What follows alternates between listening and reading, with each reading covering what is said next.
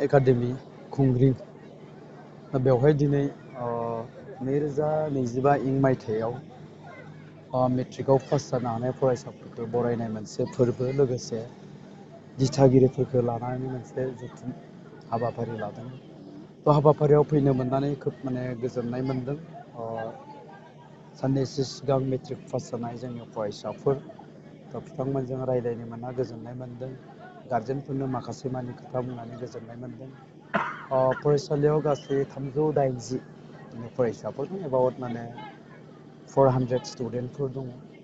400 स्टुडेन्टआ बिसोर साफ्रोमबो जोंनि नैबे ओनसोलनि बा जोंनि न'खरनि जिहेतु फिउचार इयुन थ' बिसोरखौ जोङो गुन गोनां सोलोंथाइ होनांगौनि थाखाय कुवालिटि इडुकेसन होनांगौनि थाखाय जों बिगोमाफ्रा मा बिबान दङ।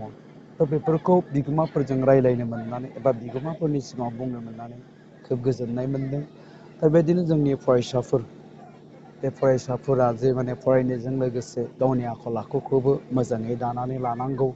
थ' बेफोर खोथाखौ फरायसाफोरनि सिगाङाव बुंनो मोननानै गोजोननाय मोन्दों। मानोना एखनब्ला जोंनि थासारिया जोंनि गथ'फोरखौ गाज्रि लामाथिं लानानै थाङो। जाय समाव जोंनि फिसाफ्रा गावनि इयुनखौ दानांगौनि थाखाय खामानि मावनायनि सम, बेबायदि समावहाय जोंनि फिसाफ्रा हरखाब गाज्रि लामाथिं थाङोब्ला निस्सय न'खरजों लोगोसे गावबा गावनि जिउआबो इयुनावहाय जोबस्रांहैयो।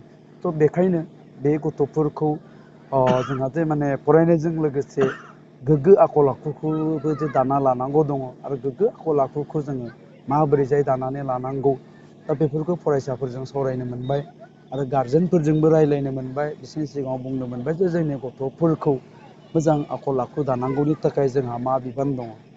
थ' बेफोर गासैखौबो गारजेनफोरजों सावरायनो मोननानै गोजोननाय मोन्दों।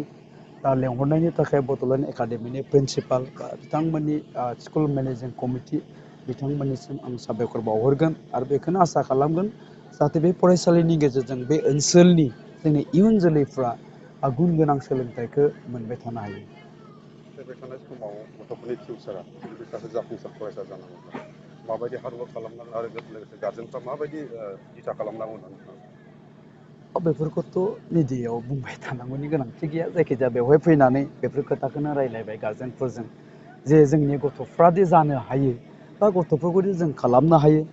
साफा गुनि गियानि मानसि, साफा लेखा गोरों मानसि, बिसोरखौ साफा डक्टर, इन्जिनियार, साइन्टिस्ट बा जोंनि जाथिनि दैदेनगिरि जे खालामनो हायो। दा खालामनो हायोब्ला जोङो बिमा बिफाफ्रा गावबा गावनि गथ'खौ मोजाङै जोथोन लानांगोन।